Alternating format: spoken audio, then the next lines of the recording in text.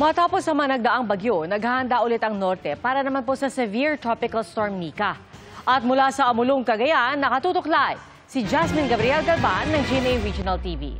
Jasmine? Pia, ngayong hapon ay nakakaranasan ng pagulan ng ilang bayan dito sa probinsya ng Cagayan. May mga pag-uulan na sa Isabela kung saan inaasahang maglalandfall ang bagyong Nika. Nagpatupad na rin ng liquor ban sa probinsya, pati no fishing, no swimming at no sailing policy sa coastal towns.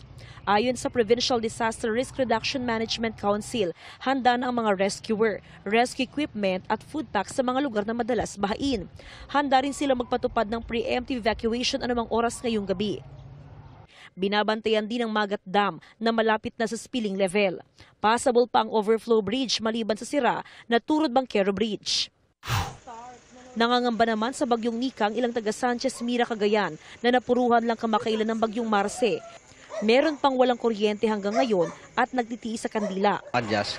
Kailangan maaga para maaga din matulog. Merong din nagpaayos ng generator set sakaling mag-blackout.